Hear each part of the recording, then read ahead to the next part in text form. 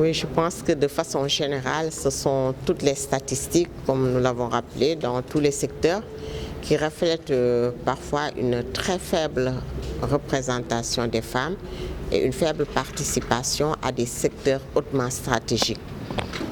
Nous avons fait le constat à l'issue d'une étude menée par le projet USAID Appui à la gestion des finances publiques qui a conclu à une faible représentation des femmes, disons, dans les processus budgétaires. Et c'est comme ça que nous avons eu l'opportunité, Conseil sénégalais des femmes et Centre d'études et de recherche en ingénierie juridique et financière, de travailler grâce au partenariat avec l'USAID, Appui à la gestion des finances publiques, pour aboutir à cette activité de mise en place d'un réseau des femmes dans la gestion des finances publiques. Comme vous le souhaitez, en tout cas au niveau des finances publiques, qui est un secteur parfois considéré peut-être à tort comme un secteur assez difficile, assez complexe, l'accès des femmes y est moindre. Si nous prenons tout simplement aujourd'hui les directeurs de l'administration générale et de l'équipement, sur 25 ministères, je pense qu'il n'y en a que 4, ce qui correspond à un pourcentage de 16%.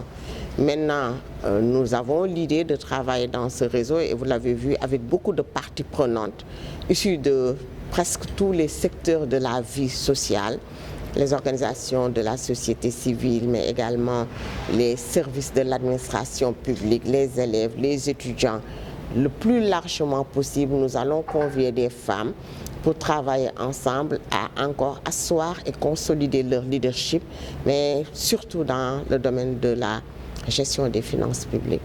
Donc c'est un peu l'objectif aujourd'hui et nous espérons que l'ensemble des activités que nous allons dérouler autour du renforcement des capacités, mais également autour du mentorat, pour vraiment mettre ensemble des étudiantes, des élèves avec des femmes qui sont très bien connues, qui ont fait leur carrière dans ce secteur précis pour qu'il y ait la transmission des connaissances et des expériences, mais également par la mise en place de ce réseau-là que nous souhaitons s'inscrire, que nous souhaitons qu'il soit un réseau qui va s'inscrire dans la durabilité.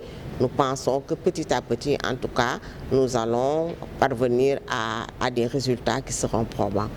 D'abord, dans un premier temps, il faut rappeler que ces réseaux des femmes dans la gestion des finances publiques s'inscrivent dans le projet USAID dans la gestion des finances publiques. On est parti du constat qu'aujourd'hui, dans le soutien que l'USAID apporte aux réformes des finances publiques, il y a une carence, en tout cas il y a une implication insuffisante de la couche féminine, des femmes.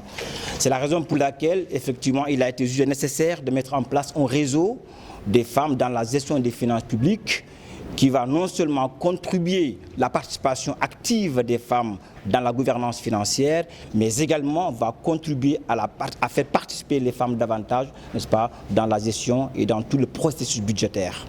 Je crois que tout à l'heure, ça a été rappelé que les femmes occupent une place importante dans la population et donc le constat qu'on a fait, c'est que les femmes ne sont pas assez représentées dans la gouvernance financière. Autrement dit, sur la chaîne de l'élaboration, sur la chaîne de l'exécution, sur la chaîne du contrôle même des finances publiques, eh bien, le constat ressort que les femmes ne sont pas assez représentées, ce qui est une entorse, en tout cas une anomalie qu'il faut corriger à travers la mise en place de ces réseaux.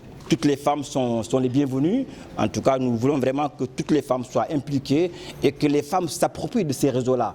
C'est les réseaux des femmes dans la gestion des finances publiques, donc c'est les réseaux des femmes, c'est les réseaux pour les femmes. Donc les femmes effectivement doivent s'en prévaloir, doivent se saisir effectivement ces réseaux pour au moins que leur participation dans la gestion des finances publiques soit une réalité.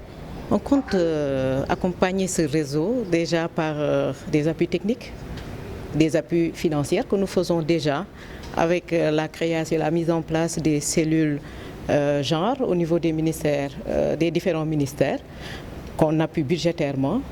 Nous comptons aussi dans le renforcement de capacités. Quand on dit techniquement, c'est dans le renforcement des capacités et puis dans le cadre du mentorat. Nous comptons en tout cas avec ce réseau-là développer une certaine sensibilité, en tout cas aux compétences des femmes dans le domaine des finances publiques. Je peux donner l'exemple peut-être au niveau de la direction de la programmation budgétaire où il y a plus de femmes que d'hommes, plus de femmes cadres que d'hommes. Nous sommes à 38 alors que les hommes c'est à 32. Donc c'est un exemple patent pour dire que les femmes sont assez compétentes dans ce domaine-là.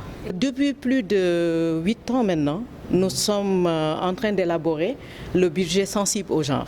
Chaque année, on le fait en annexe dans la loi de finances initiale que nous déposons au niveau de l'Assemblée nationale.